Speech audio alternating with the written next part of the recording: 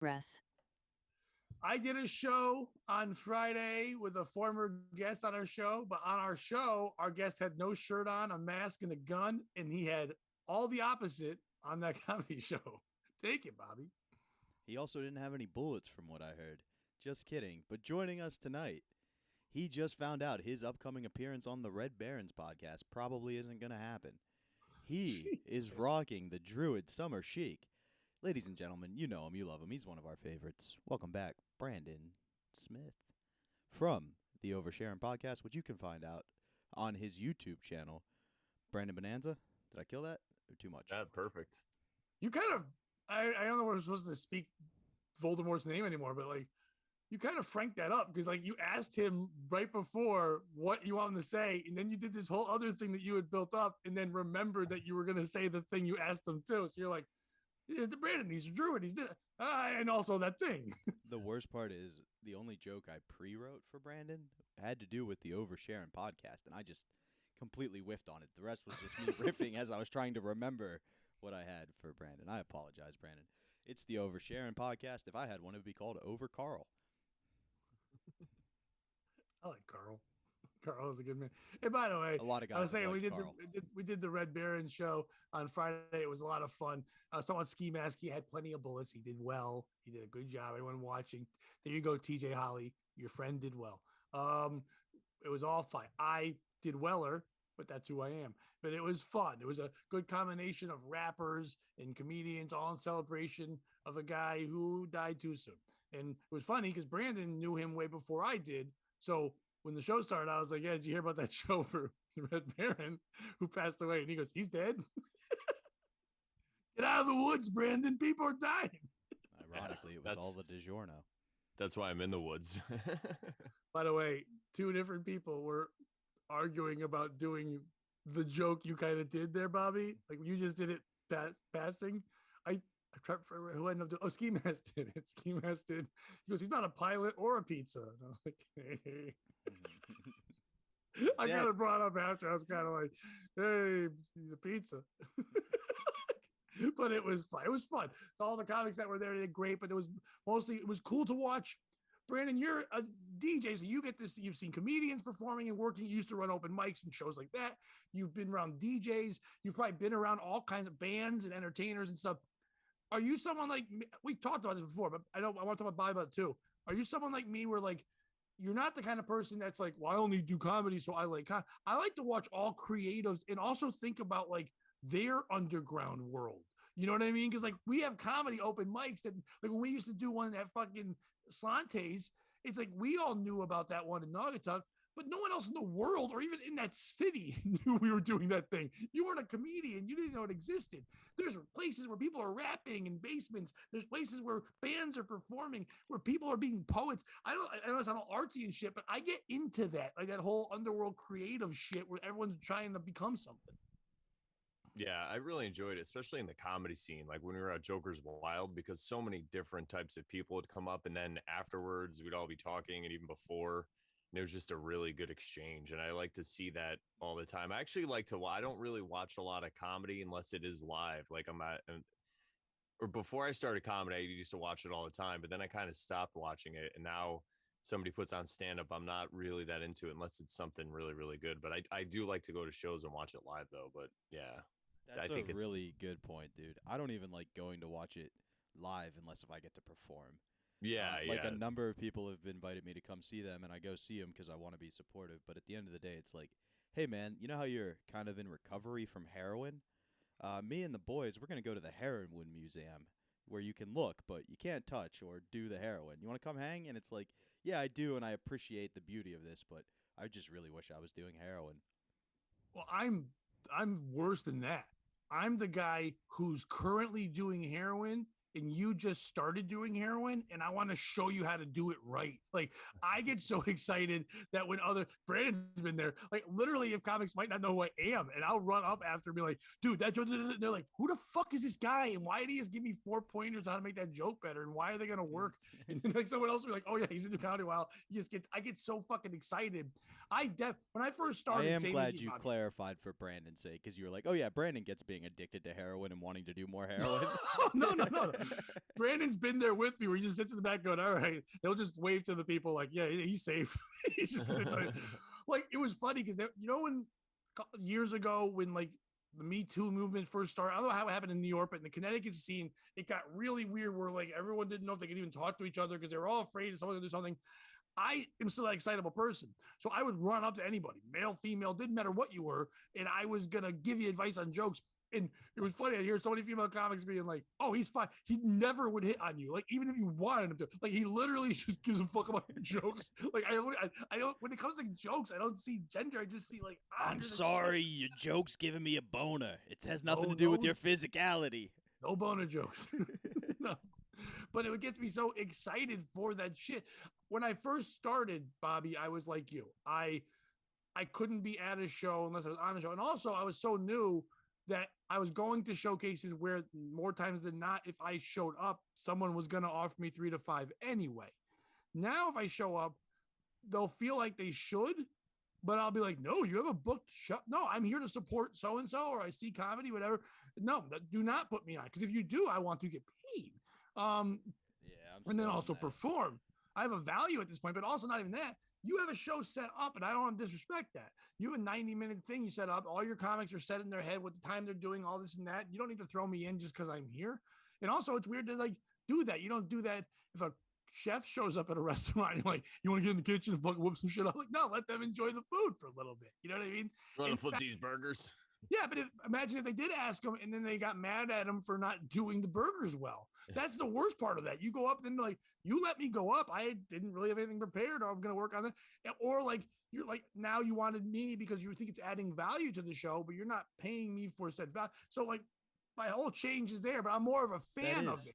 I've never really thought about it that way. That's very interesting. I don't think they're always thinking of it in that way, but a booker's always seeing, oh, I can get someone else to do more time and extend the show and make it better and make it cool, because it seems like anyone can pop in. And not that we have names, but it's still like, if you show up at a show and people know Compound and they know Cumia, they're going to hear the guy who works and knows Anthony Cumia just showed up, like, oh, that's fucking cool. You know, he's just showing up. That's pretty cool. You know what I mean? So like, so then the people are like, oh, when you go, you never know who's going to show up. And you're like, oh, they kind of used me to sell tickets the next time.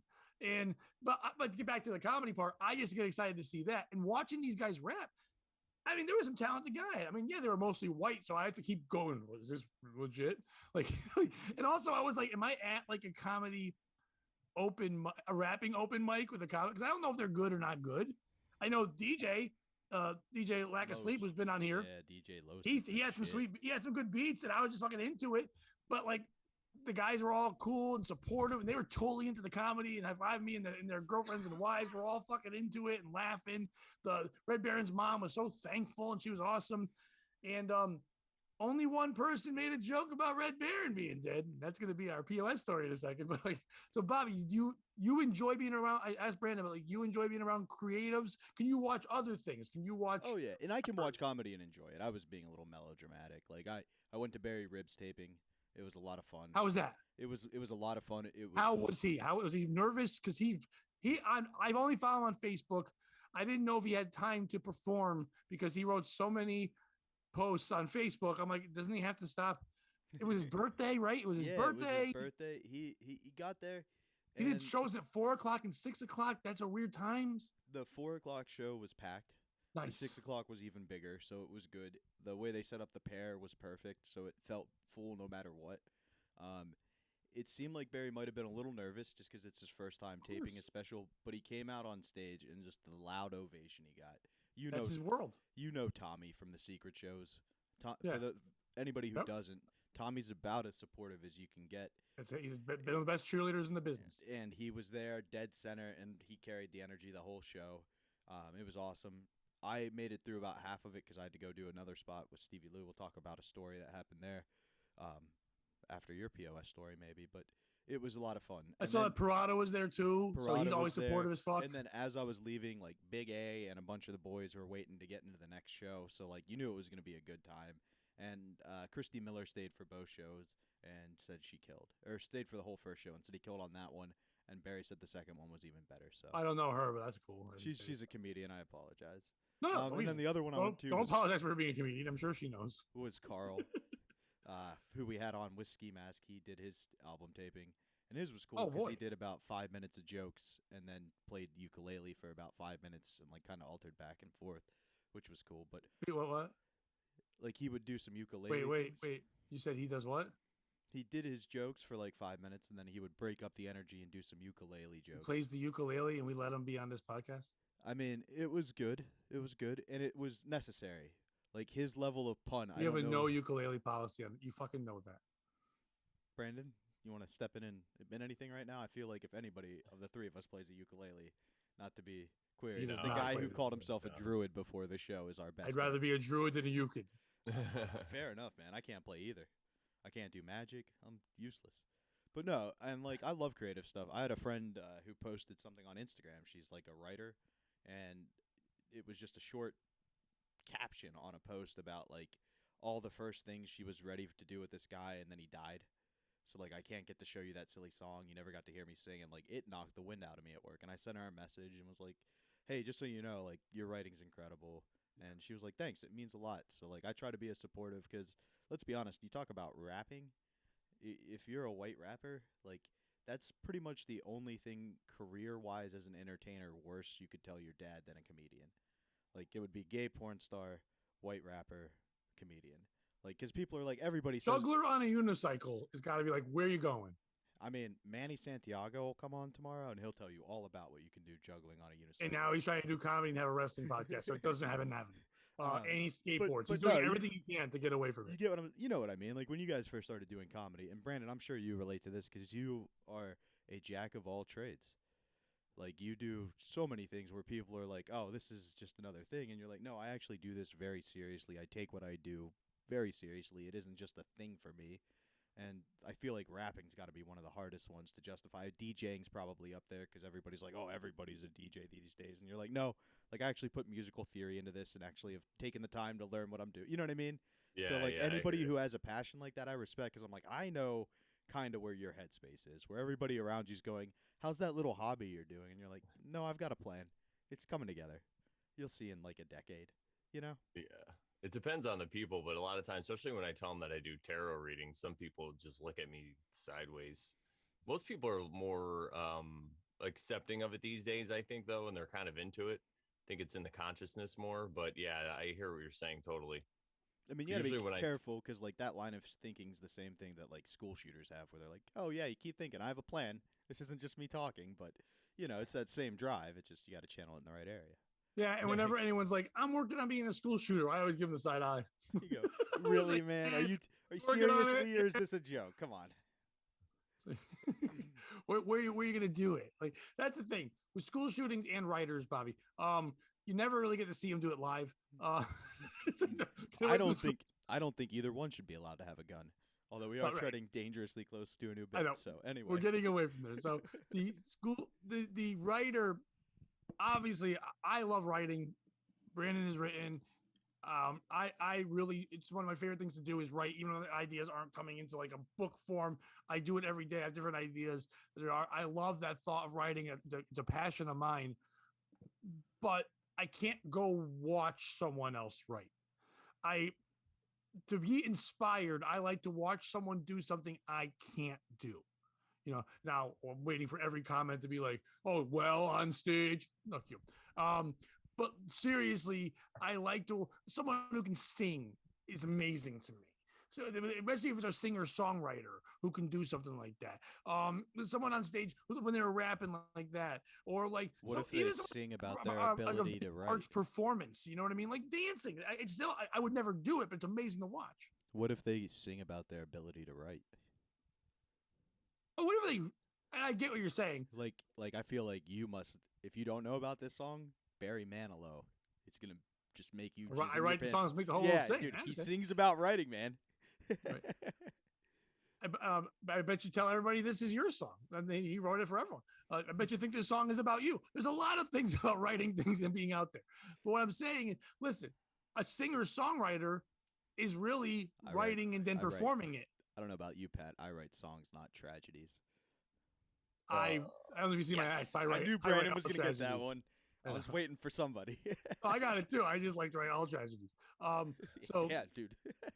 I flourish in tragedy, but I like watching. I'm not taking away anything against it. I love the art of it. I'm not saying they're not the same value. Creative is creative, but I'm talking about that feeling. The feeling I had when I was done performing, I felt good about the set I did. Whatever, I was working a lot of new shit, and then did my older shit, and everybody had a great time. The crowd was great, whatever.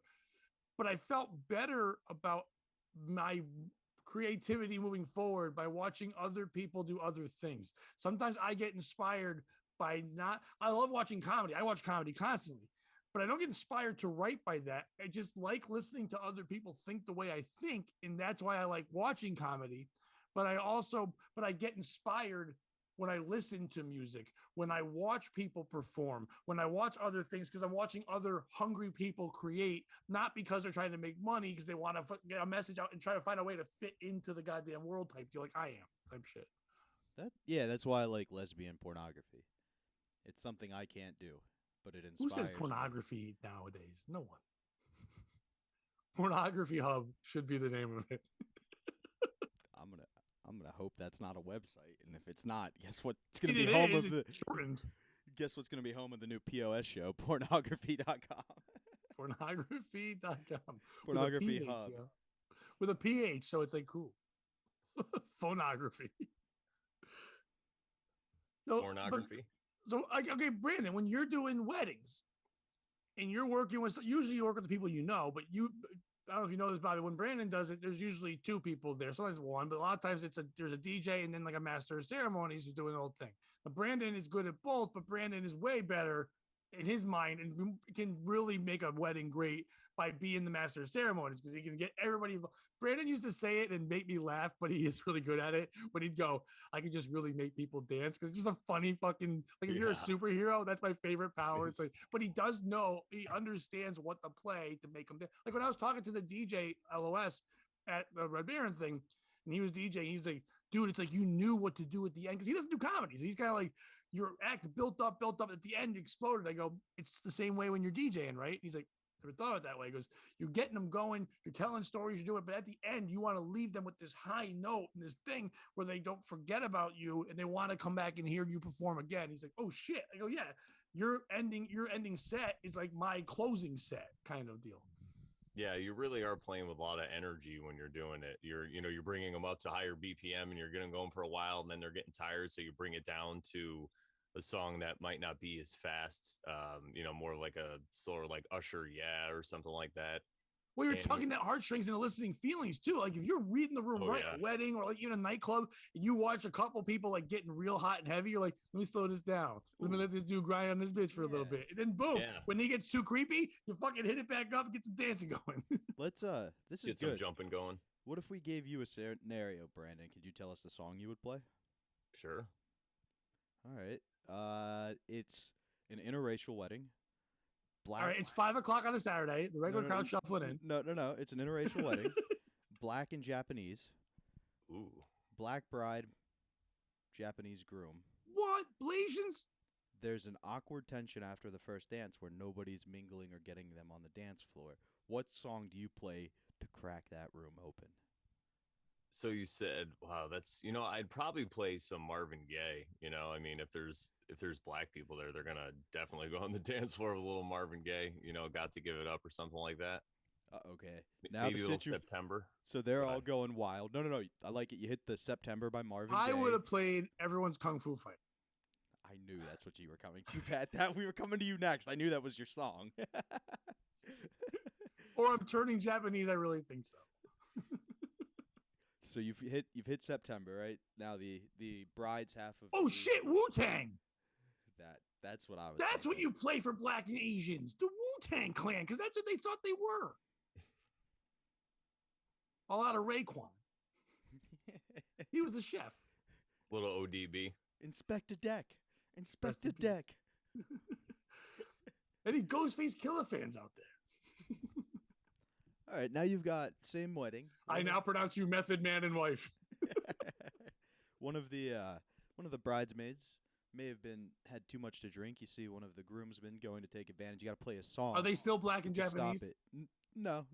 This is just a. I don't know. You know what? This is a SEC school fraternity and sorority wedding. Because there was black men there, and she was kind of passed out. I would just play Bill Cosby's album. Hey. Spanish it's fly right over and over again. We're gonna learn a thing or two.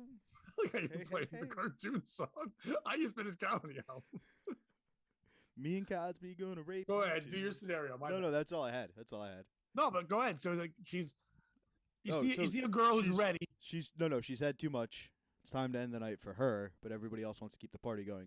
What song do you play to like keep her safe but keep the party going?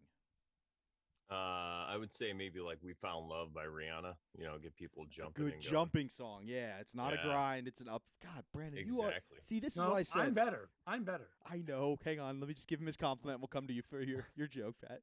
This is what I Not a meant. joke. I got a serious answer. This is what I meant, Brandon, when I said you're actually like a professional. You put thought into what you do. Now, Pat, what would you play? No, I'm putting the safety dance.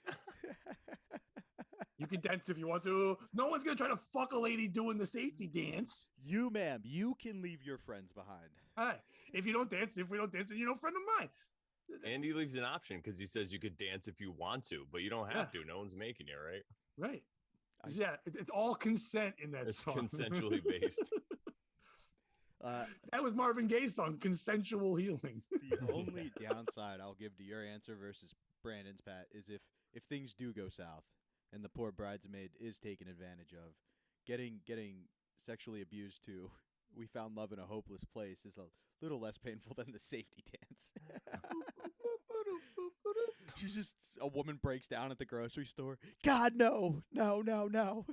When that song came on for the first time, I swear to God, and I know this is like a heck bit, but I swear to God, I was saying to people, why is this song called "We Found Love in a Homeless Place"? And I'm like, that's just outside. Oh, I would say that, and I thought they were just talking about outside. I like make up my own lyrics, and that's one of the ones I would always say. We found love in a homeless place. Right, but that's outside. Outside's all of the homeless places. We found Dove in a soapless place. Ooh. I like that. That's what my Dirty dad D, thought it Dirty D and the Thunder Chief was a song that I thought was a real thing for fucking 20 years of my life. was. It was Dirty Deeds Done Dirt Cheap. I literally was married at the time. I sang it my whole life. When I was in college, I'd go to karaoke, I'd sing it. My friends would laugh. I thought they just loved my performance. Had no idea that I'm a retard and I'm singing this because I thought it was all. And one day I'm in the car with my wife at the time and I turned the music up and I'm singing Dirty D and the Thunder Chief. And she's like, "What are you saying?" And I go, "This song, it's about these two guys, they're like outlaws and they're doing contracts and it's Dirty D and his Indian friend, the Thunder Chief, and they're going on." She's like, you're kidding, right? There's a joke. I'm like, "No, what?" She goes, "It's Dirty Deeds and they're done dirt cheap." And I'm like, "Oh," she goes, "Holy shit." Like, I think we kind of knew like the marriage was over. Holy shit. I think I need a divorce. Yeah, basically. Worse is, and I shouldn't say this, but I'm saying anyway. So years later, I shared that one time on a radio show, and then a couple of days later, one of the radio personalities on his own shift told that story like it was his. Like it was on a radio show, so it was stealing jokes. I don't know. I'm like, "Fuck you, that's mine." That's not literally good. happened to me. I thought you were going to talk about the safety dance. My junior year in lacrosse, anytime myself and another guy scored a goal, we would do the safety dance. How would you do it? I mean, I only had to do it like twice in a season. Wasn't a big deal for me. I lettered that year because I flipped out his stick. He had an illegal stick for face-offs that he would come over to the bench and throw to me, and I would hide before we went for stick checks. And I got a varsity letter for doing that so well. The next year I played defense, but for cheating? Yeah. We were the best at it. So you lettered because your performance was well because you did that. You didn't letter because they knew you cheated. No. My only job, like I jokingly was going to get SB for my position as stick bitch because my job was to go. He would take the face off. I'd have his legal stick, right? He'd come to the sidelines to sub out. I'd give him his good one, like that he could get checked, hide the one he took face offs with in his bag, and then do it so smoothly that, we didn't get stick check because that's a 3-minute penalty locked in. That's going to cost you a game. Stick bitch. Yeah, I was good at it, man. No, dude. No, I'm just saying I never heard that term. I only played lacrosse Sir, for like sir, a what do season. you mean my short pull? I'm a defender. Do you think they'd let this big of a body play midfield? Come on now. You and Stancil need a podcast where people can understand what the fuck you're talking about. It'd be good. But stick bitch. Who's the stick checker? That's what I want to know. Who's out there checking sticks? Dude, on the every Who's the field? stick checker? Yeah, yeah. Let me see a stick. Not again. He was probably into You it. love me Most of like those guys. that. Here comes a hot stick. Yeah, yeah. You want to play that at your dumb weddings? Hot stepper.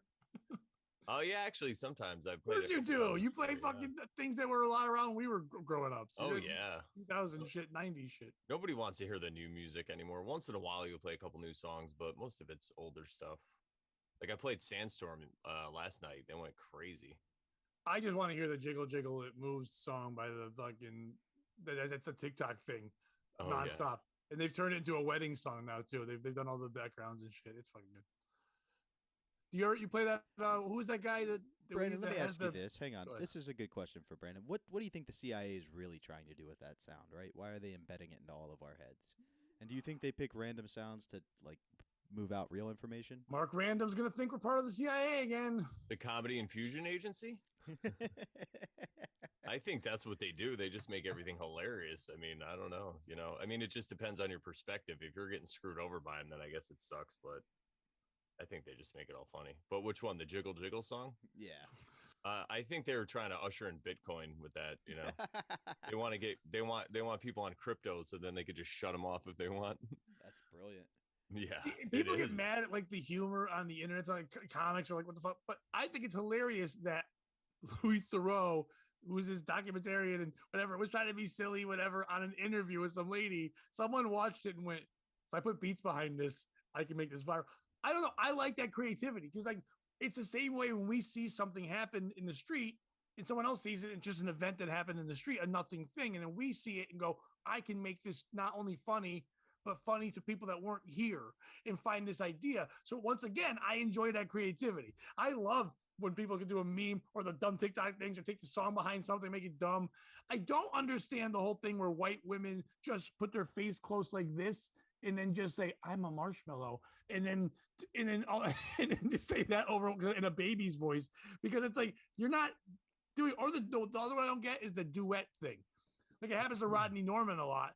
He'll have No, his philosopher thing. Like what happens is one person sings one octave of notes or like one thematic of the song, and then the No, second person no, I'm comes talking about- in. A great example is Nope. Kid Rock and Sheryl Crow have a song called "Picture" where they talk about love lost and rekindled.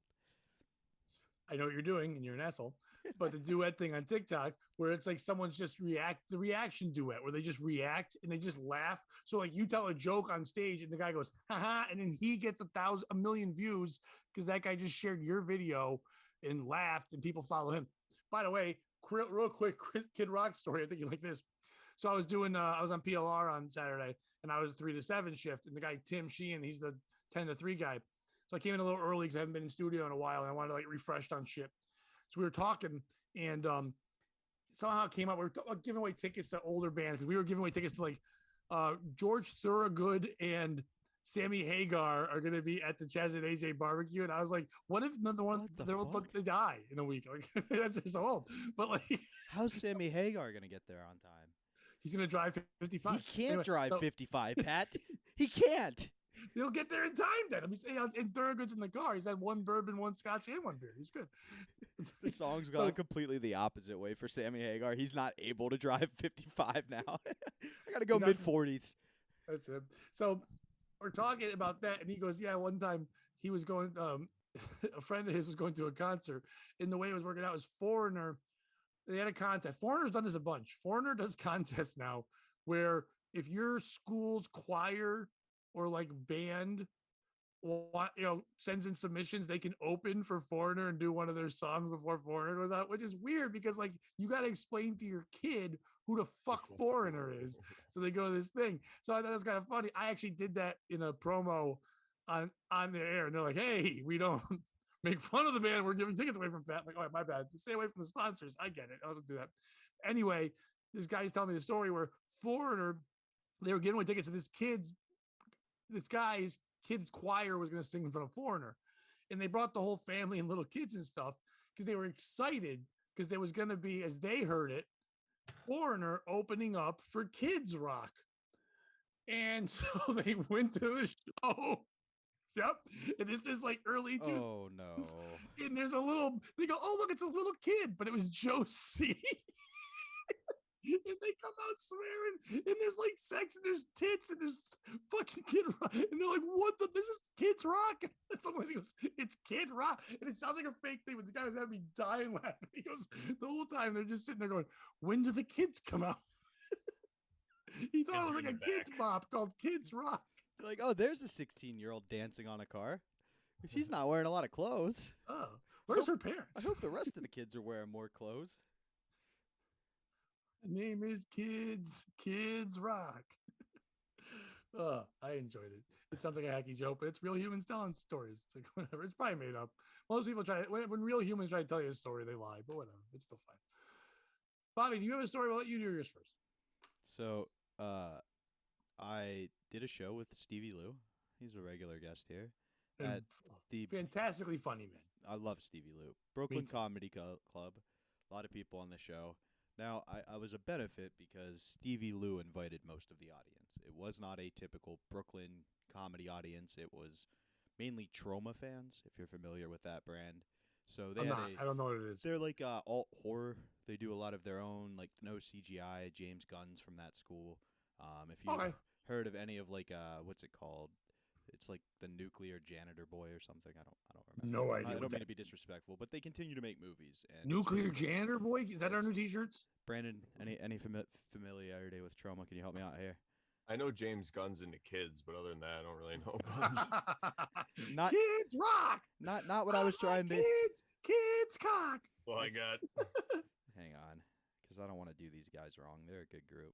Yeah, you don't want to do guys wrong, just kids. The Toxic like James Avenger is what it's called. The Toxic. All right. Yeah. What did you call him? Like Nuclear Janitor Boy. That's our new T-shirt. Come on. Nuclear Janitor Boy would be a great on the back t-shirt. by Trauma. Let's spell T-A-U-M-A. Yep, exactly. But so I went up, and sometimes a joke's too soon. You know, you talked about your creativity earlier, and things were going well, and almost too well. You know, where you're like, I got to take a real risk here and see if I can fuck this up. And so I just went, hey, did you guys hear about all the school shootings? And a woman in the back just goes, no. Yep, good man. I was like, you should probably read the newspapers then. Oh, so you took it as an actual no. I have not heard of that. No, I knew what she meant, but I was just like, well, we're here. And then she was like, I meant don't talk about it. After the audience laughed, and I was like, well, you answered my question. We're already here. And then I did my bit. And at the end, she actually laughed the hardest about it, and it was a decent bit. Because her kids are still alive. Yeah, exactly. We were in Brooklyn. It wasn't about a subway shooting. But, like, really, who's the piece of shit? Is it me? Was it too soon to do a school shooting joke? Or is it the woman for not even, like, giving me the benefit of the doubt? I didn't open by going, hey, I hope I kill on this set. Not as hard as this, you know. Like, I get that there's sometimes for too soon to make a joke, but like you said, you're a comedian. You want to talk about what's going on in the news. No, I don't think you're the piece of shit. I think you're just making fun of the media at that point. I mean, most people don't even understand that the media is legally allowed to lie to us. So we don't have no idea if anything that they're saying to us is true. And school shootings happen every day in Chicago, and no one ever hears about it. You know what I mean? So make fun of it. Roast them. You know? Yeah. That's what I feel. Pat, do you feel differently? You seem a little reserved. Okay, I guess I want to premise this by saying I'm never going to tell a comedian what to joke about.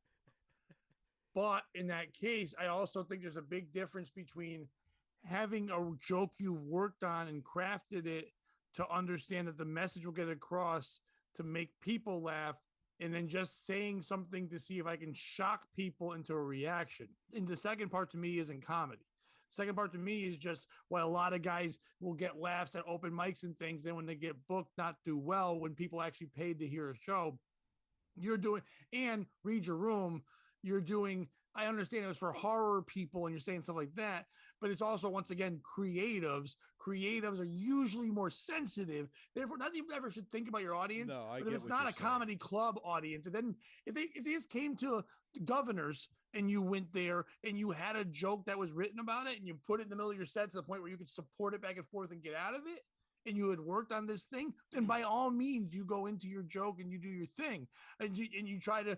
Comedy's all about taking risks. You know what I mean?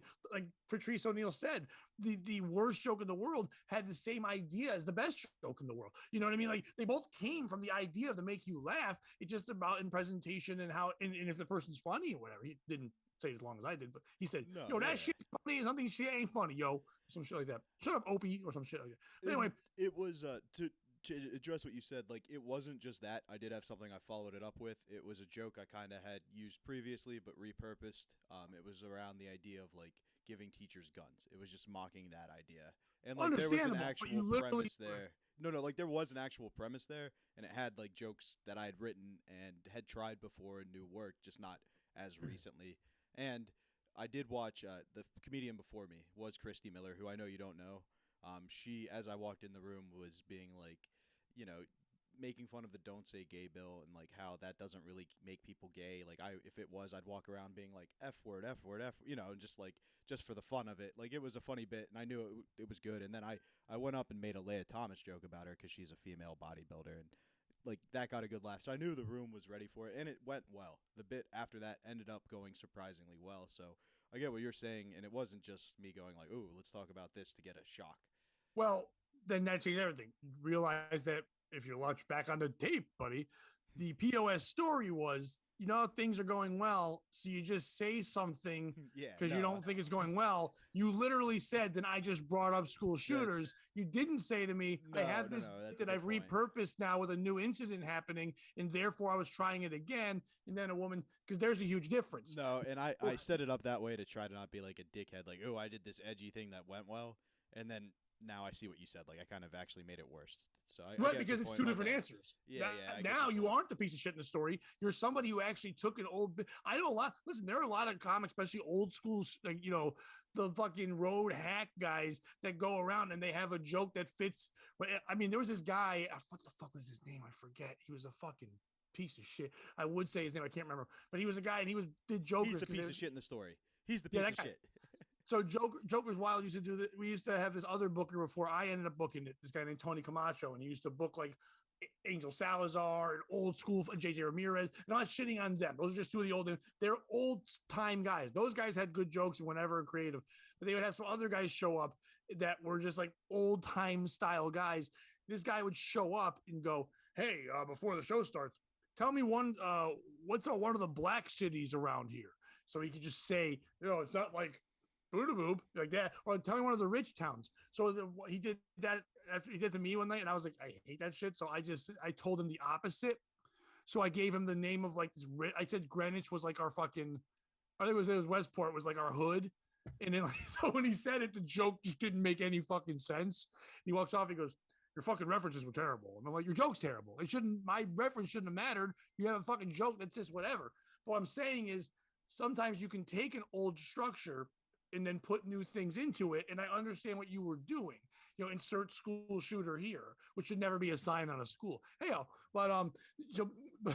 I get what you were doing there. If you say you're actually working on a joke and trying to do it in that way, it doesn't matter who does it before you or after. Nobody should have to set a tone. If that's your act, that's your act. Someone can be clean before you. If you weren't told any rules and you weren't being paid to do a certain thing, I understand that. Is she the piece of shit? Absolutely not. Because you asked for a reaction. Yeah, and I got it. If you just said, "Hey, that school shooting the other day," and then talked about it, as one thing. Like I always tell most comics, I talked to Michael O'Donnell about this one day. And Michael O'Donnell sent me a clip of his. Michael O'Donnell's fucking a good writer, very fucking funny, sharp jokes, all that. But he would ask a lot of questions. Who's seen Netflix? Who's on Facebook? It's like, are you asking the question because you need the answer to do that? Are you not going to do the joke? If the whole crowd went, "No, we hadn't heard about it," were you not going to do the joke, or were you going to give them a news cap so they can catch up? No, it had nothing to do with the joke. If they had all said no, my plan would have been to like vividly describe it in detail. Well, then you'd be like, "But don't worry, there's no kids here. We're fine." Yeah, and then like, don't worry, the cops show up. Oh no, wait, they won't go in the building. Bum bum bum. no, like we don't get it. We didn't know. Remember? Anyway, so, but what I'm saying is like I never understand the question. But you asking a question will cause somebody, especially with a drink or two, to answer in some way, even sarcastically, whatever. If you don't want to get heckled, don't ask questions. And I always tell younger comics, if you're going to try to do crowd work, which you weren't, it's not really crowd work, but people don't think of that way, but you are asking the crowd to do work. Hey, here's a survey. Are you doing this? It works both ways. So I always tell young comics to go observational, not conversational.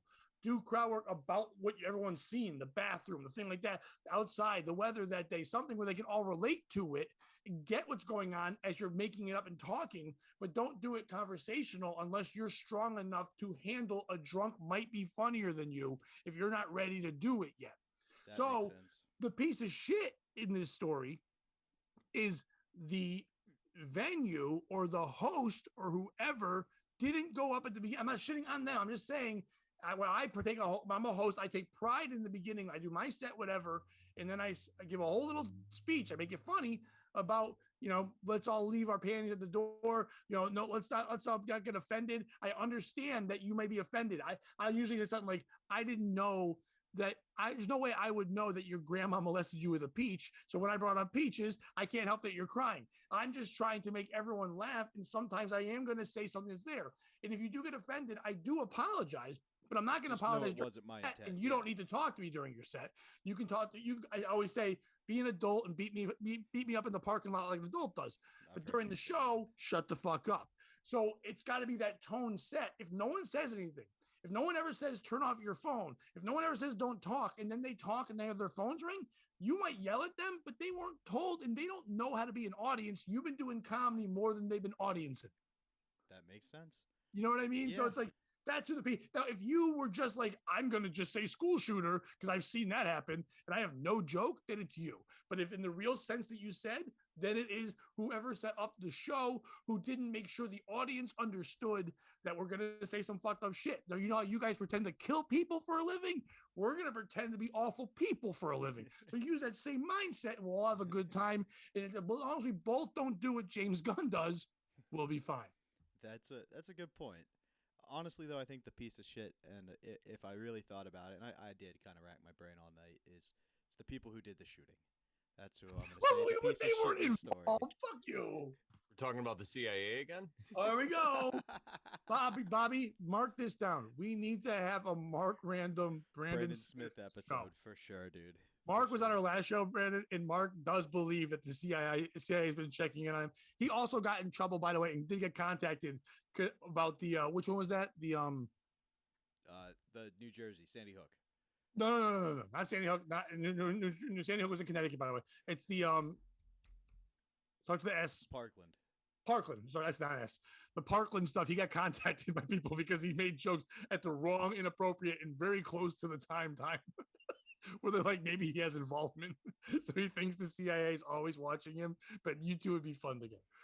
He's a very interesting, awesome dude. You'd really appreciate him. But obviously, I think Brandon, I'll speak for Brandon. Yes, the people who shot kids are bad people. That's who I thought the POS in the story was. I don't know. It did make me laugh, though, because what was the other big news story last week? Johnny Depp trial. Oh, I thought you meant on our show. No. Like the tits. And I just think combining those two stories, because I don't know if you guys know this, Johnny Depp likes to, like, if he gets fan mail from kids, like a kid wrote him a letter and was like, please, Jack Sparrow, come run a mutiny on my teacher. She's mean. She's a bully. And Johnny Depp in character showed up and gave the principal like 20 minutes notice that he was showing up to the school fully in character and ran a mutiny on the teacher. And I just thought it'd be really fun if teachers did have guns and didn't know Johnny Depp was there to do like a thing, and it was just like, nah, dude, there was some crazy guy dressed as a pirate. What would you have done? It's like the gym teacher, like, well, then why'd you give me a gun if you didn't want me to shoot weirdos dressed like pirates? Take it, Pat. I'm changing my answer to the child who thinks Jack Sparrow is real as the piece of shit in the story. Because I always believe in my kids, you should always believe and support your children unless they think Jack Sparrow is real and they actually write them a letter. Don't support that. They need help. This is the tale. Yeah, that's a great song. One of my favorite fucking things ever. Michael Bolton fucking rocking it. It's tremendous. Now, Brandon, you've glossed it twice, but we're there. So let's go there. Why would, and I'm a real question. This is not me shitting. I'm literally asking, but knowing your expertise and the things you know, why would media fake or portray or grandize a school shooting? Why would they make that to make us not think about other stuff going on? I think there's a ton of reasons why. That's one of the reasons. Another one is because of division. I think that my main thing that I focus on really is just division in society. Doesn't that bring everybody together? Not really, because the guns. Everybody fights about guns. And the funny thing is, I don't even think it's about taking guns away. You know, I've heard something recently where it really made sense to me. And it was that maybe they're trying to militarize schools. Like maybe they want teachers to have guns, which I think would be horrifying, honestly. And I mean, I support, you know, I'm into guns and all that stuff. I don't know if anyone knows that. I mean, I was in the Marine Corps and all that. But I think if you just give guns to people who don't have the proper training, it's crazy. So I think that's it. And also, I think it could be that they're really running out of money.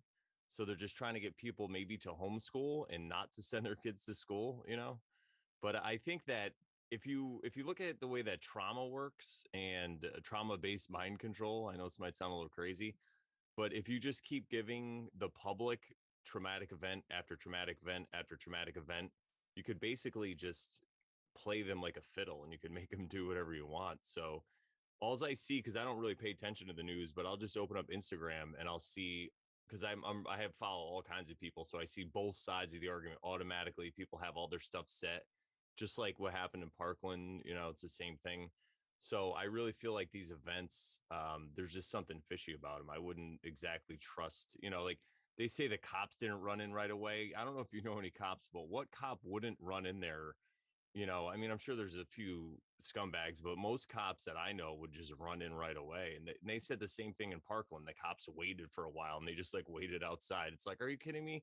Most cops get the job because they want to run in and shoot the bad guy. It's like their ultimate dream, you know? So I don't know. Well, I guess if you're going to go the way you're saying in that regard, if you wanted to keep the narrative of people against the cops and for the cop, you would sensationalize that. So someone would say, hey, they're just trying to do their job. They're just people. And someone else going, see, they're not doing their job. That's why we should defund them.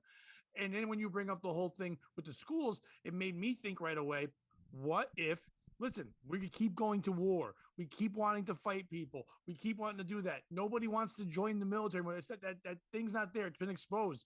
What if we turned schools into military schools? What if we did it so we're just training you to work for the government? You have two choices. In the next 30 years, you have two choices. You're either in the military, you go to military school, or you go to Jeff Bezos University and you learn to work for Amazon. I'm not even kidding on that. I think that'll be two facts. You get factoried one way or factoried the other, and then we don't need no education. Yeah, and I think you hit on something perfect, because if you think of the quote unquote left, they're all about defund the police. And now the right is getting mad because the police didn't go in. So it's kind of like they're going at the police. And from what I see, nobody really wants to be cops anymore. Like even Milford had a article not too long ago where they can't get people to come be cops. So they're thinking about lowering the standards. I'm like, oh, great. So if they obviously lowered the handle on journalism, because that guy was like, yo, we can't get people to be no cops no more. Yeah, exactly. I will say this, though. I feel like the school resource officer is the school shooter of police officers, right?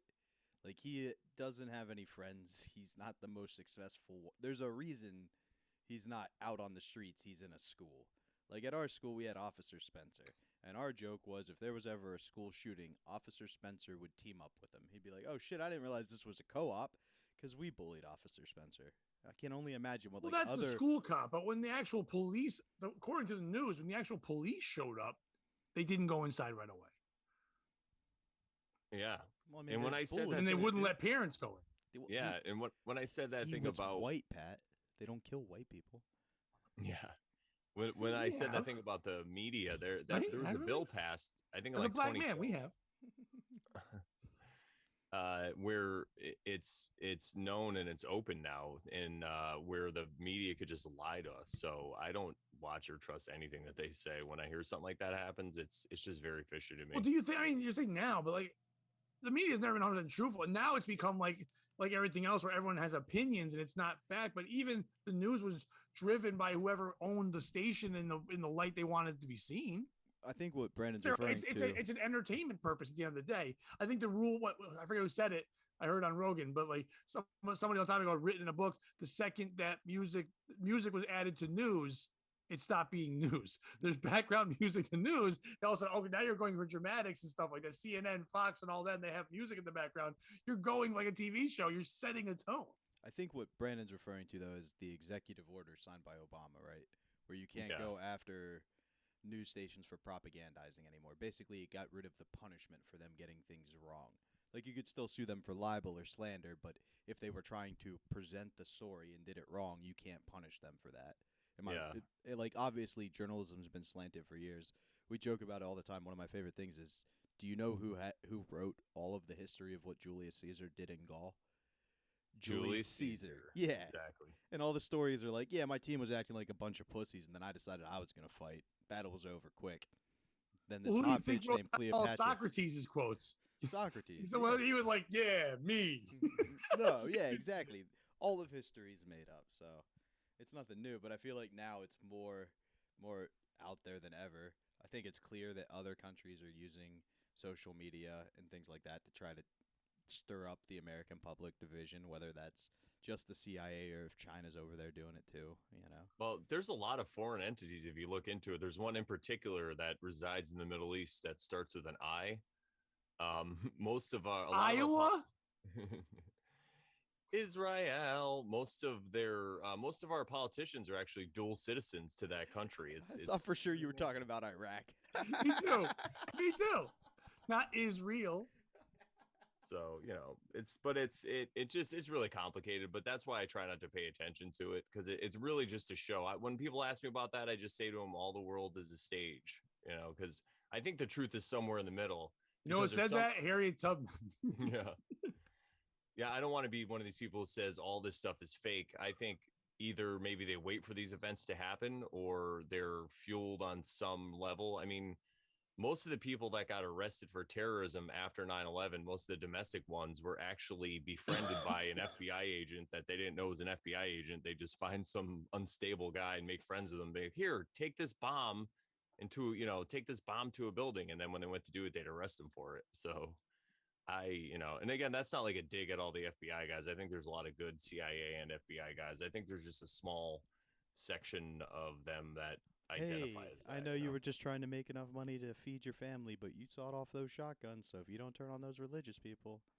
Yeah, exactly. That's the biggest school shooting ever, right? Waco. That's where all those homeschool kids were burned alive. Yeah. So, I mean, AA CCO. Exactly. Waco saying that's. Okay, so this will be off the beaten path, but I know you said like there's people that want those jobs. It's funny, like I'm currently unemployed. I've been looking for work and things like that, and I've signed up for a couple like job recruitment type things, whatever, things that look for jobs for you online and stuff like that, and find stuff. Those apps that do that. But sometimes when you do that, then other apps will just find you and start sending you nonsense. And I got one the other day. I looked at it, just goes, "Are you looking for an FBI job near Ansonia, Connecticut?" And I'm like, "Wait, what?" I read it, and you click on it, and it's like, that's not really what it was. It was like some kind of job, but like you're trying to get you to click on something else. But like, imagine that's how the FBI worked. You're just like, I stopped working this retail store, and now I figure out the biggest crimes in the world. They never expect it. There was a British TV show like that where it was like a guy was supposed to take an aptitude test, but ended up in a CIA or the MI6 like entrance exam and just loved puzzles, so he aced it, and then he became like a secret agent. It was a shitty show. Oh, Bobby, I have a new bit that I'm working on, and now I've done it enough times where it works, where I can kind of say it out loud and not feel bad about it. But it reminded me of you kind of because you and I both like to take retarded people and put them in situations. So mine was, I was saying like, listen, all shows I watch need to be woke. Okay. Every show I watch has to have certain people. Can't just have white people. It's got to have it in there. Like I'm writing a Law and Order right now. That's Special Victims Unit. And it's nothing more. They don't even solve crimes. It's just a retired guy in a car for an hour going, dun, dun, dun, dun, dun, dun, dun. And I go, except for the end when they do the lineup and you can't fucking see who's who because just 5 of the same head. And you're like, I don't fucking, you think it's bad in China. I have no idea who did this. And then the punchline, the ending tag now is, but then they found out a year later that show got canceled for cultural appropriation because it wasn't retarded actors, just guys from Boston. It's working pretty well. That's a great bit. I just like doing the song. I like when it comes around, though. No, I like the ending. That was my favorite part. Well, the song part is I did that at comics, and then I used it as a callback while I was hosting. And people would just keep doing. I go, yeah. Somebody would yell something dumb, and I would just do the song at them. And then they would just do it back. Yeah. I even said to the guy, I go, next time I come here, I want you to isolate that, and that's my theme song, not the Law and Order song. Me doing a retarded guy doing the Law. And I go, they get all retarded actors and Ice-T. Is this the Patreon episode? It could be. Okay. Because that's also, I was a little nervous when you said you had a bit with special people, because I also have a new bit with special people. Yeah, well, both my albums have special people on. Like, I don't stop doing that. It's basically just, what do you think it would be like if a guy with Down syndrome tried to shoot up a school? Shoot down a school. Shoot down. Then the whole premise of the bit is he just walks, he's like, now you go pay. And then, like, it's just people going, Billy got me wet. Billy got me wet. And then, like, the principal comes down and is like, I hear there was a shooting incident. And they're like, yeah, Billy had a squirt gun. We really can't press charges. He didn't do anything that bad. Didn't you guys check his bag? We've never checked his bag. There's like an animal and 5 Twinkies in there from 6 years ago. We don't check his bag. We checked his bag, I got bit by a squirrel. He said he had a gun 5 days in a row. He also said that he can fly 5 days in a row. Yeah. Hey, we can't really believe Billy. He said he built his own AR-15. He did all the modifications to make it fully automatic, but he also can't open his own chocolate milk. So we're not really sure what we're dealing with. Well, to be fair, that's how he described Billy, who's a 15-year-old retarded guy. He's AR-15. Ladies and gentlemen, come on. That's the bit. That's the bit. It's over. That's been the Pat Oates Show, the POS podcast. It's never going to get better than that bit. I hope you guys enjoyed it. Yes, this is the Patreon show. It was Bird and I had a great discussion at one point. Maybe I'll put clips up. Damn it, Bobby! I asked. No, but you know I can't. It's low hanging fruit. I can't resist. The retarded Temptation Island. It's like I would never last on that island. Forget like a hot naked lady, just like a retarded midget comes out like whatever you need. Just stay here. Just stay here and be you. Just don't change. Never change. Yeah, you know what? We've been on for an hour. Brandon, where can people follow you and do stuff? I'll do my story another time. Well, does Brandon know the comedian in your story real quick before I cut you off, Brandon? I'm sorry. Nah, really. Okay, because if he did, then it would be inside. That's all. Save it for tomorrow. Yeah, possibly. And I think the people on tomorrow's show, since they don't know anyone, I think that'd be a better. My bad. Yeah, that works. My bad. Just, and now you have people are like, oh, I can't wait for that story. It's not. There's a cliffhanger. It's not that good. And I'll tell you right after. But where can people check out the podcast? All that stuff, Brandon. The best way to find me is at my website, morelawsmoreproblems.com, and it's the Over Sharon Show, and it's Brandon Bonanza on YouTube. Bonanza Bonanza. Well, and also if people are in Connecticut and need a wedding DJ, how do they get you for that? Yeah, go to lightscameradjs.com. Yeah, I can make anybody. We talked dance. about you making them dance. They might as well get some dance. Yeah, I've done all types of weddings, so I can make everybody dance. We could. Yeah, even people without legs. That's right. They hop. I said it to Dion today, but there was a one of those TikTok, like the person reacting, but this one was good. There was a guy with no arms, and he goes, "I can do anything that you ask me to do. Anything." just say it. And then as you guys watching, it cuts to like, I want to say Lil Jon going, snap your fingers, snap your fingers. It's like the black guy puts his head down, and I laughed way too hard because he can't fucking snap. He has no fingers. See, that's why I think that stuff's brilliant. Here's a crippled guy, and here's another guy reacting. I'm like, I'm not alone. I can laugh at him for not having fingers either. Oh, I also do tarot readings too. So if anybody wants a reading, hit me up. You do them online, so they don't have to come to you, right? Yeah, that, or I could come to them if they want, or we can go to the woods, which is the best place. Fucking woods. I'm pointing, but I don't have any woods. Woods, yo. And my email is brandon@comedylol.com. Wow. Check him out. That used to be a company thing. He was putting on shows to it. It's not like Brandon just using the most random 2 words ever. I was a little confused, but now I get it. Okay. Yeah, that's my other website. He was putting on comedy shows through that. Makes Oh, sense. you know who came to my fucking comedy show the other day, Brandon? Who? Joey fucking Hut. Joey the Hut. No way. The Yeah. Joe Cut? Joe Hut came to the Joey the Hut. He came to see me performing when I was at Bleachers. He's lost a little weight, and he asked how you were doing. He's always been a supportive dude, just a fucking lunatic. It was crazy for sure. The three of us were trying to put shows on together through that comedy LOL. That's why I thought of that. But yeah. Oh, I heard mention, somebody asked me because I said I did comedy for a while, and they're like, "Oh, have you ever heard of Richard Sear?" I'm like, "Oh yeah, I know that guy." Oh boy, I forgot all about the Claw. Yeah, when's the last time you heard the Claw? He's like, he had did that this claw hand joke. like this, and he would do joke, and he would talk about how he made his own fucking C sections when he came out. There was 2 comics going around doing that. One guy with no hand and one guy with a hook hand. This guy's had like claw hand. He calls himself the Claw. Fuck, he stole my premise. And my arm. Listen, you still have something, okay? I have nothing. Just give me the bit. I used to write my joke on my hand. Imagine that you lost your hand and you first look, and that's when you're like, I can still feel my hands. You think you can see the joke? No handed magician, nothing up my sleeve. Seriously. Oh, I need more cripples in my life. Bobby, go ahead. Check out the Davey Max Sports program. We just had a hot one with G Baby. A lot of fun. Who is G Baby? He's Jermaine Lassier. He's the premier Star Wars critic going right now. He does. Does he like Obi-Wan Kenobi? He does. He's interested to see where it goes. He thought the fight scene could have been done in a different setting, and it might have. I haven't seen it, but my son Seamus is watching it, and he enjoys it so far. Yeah. He likes it. He thinks Disney's kind of transitioning, like the Star Wars movie's going to take a backseat to the Star Wars TV show, which makes sense. Why not?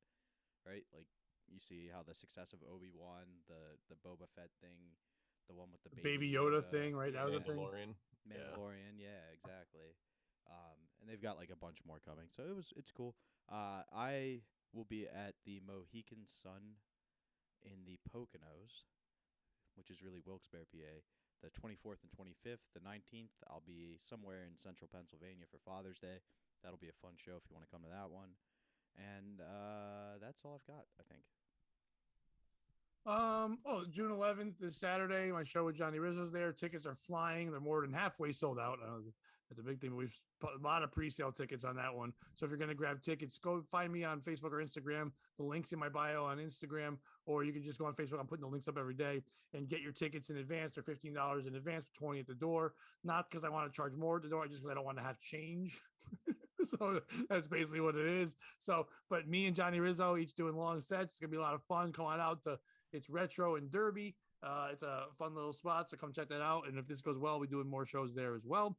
I will be back on PLR. Anyone that listened or was messaging me, thanks for checking me out when I was on 3 to 7 on Saturday. I'll be back on not this coming Saturday, the 18th, the one before Father's Day. I'll be on from 3 to 7 again. In July, I guess I'll be getting a bunch of other different shifts and stuff because, and they know that I'm available to do all those kind of things now. We appreciate everybody listening and checking it out. Recommendation, if you want to watch something if you haven't watched the Norm Macdonald fucking special, it is not only amazing on Netflix, but also the afterwards where all the legends talk about him is incredible. Don't get duped by the thing that says Bill Burr and Friends on Netflix. Bill Burr is fine, but it's very short, edited sets. They're saying crazy shit, but it's probably a great long show. But on Netflix, it's got some killers. It's got Jessica Kirshon. It's got fucking Ian Edwards. It's got fucking Jimmy Carr. There was a lady that I called Ma'am Kinnison because she was just screaming, and I thought that was funny, and I was very proud of myself. and then it was very good. Then Kershaw, they should have ended at Kershaw, and then they had like some band come out. And I saw that the guy leads the band was just on Ray DeVito's podcast. So I'm like, I'm not shitting on Ray, but he was just on Netflix and then Ray DeVito's podcast. So I don't know what's going on there. But I'm just saying, if you're gonna watch it on Netflix, signs for Ray DeVito or bad signs for that dude's career? Great signs for Ray DeVito. That's what that means. And make sure you check out his thing when he releases it, and what you call it, Barry Ribs thing if he releases it and all that stuff on Amazon Prime. Check all those things out, and thank you for following us on YouTube and Patreon, all that thing. Join us on there, and even one of our patrons, if you follow her on Instagram, Smokey, she showed her butt in a shower this weekend, and that was good viewing. So there you go. Go. Bobby's like, I'm gonna go over to Instagram. So you get all different filters, real good stuff. So check that out. And Brandon, thank you so much for being on the show. Anyone who got their kid shot, I believe you. And listen, if your kid got shot and you're devastated, or someone you know's kid got shot and they're devastated, you don't know what to do to cheer them up. Silk City Hot Sauce? Oh my God. Let me recommend Silk City Hot Sauce. God damn it. No, Silk City Hot Sauce, they can't replace your kid, but it can replace the feeling of burning inside. I'm sorry you went through a nightmare.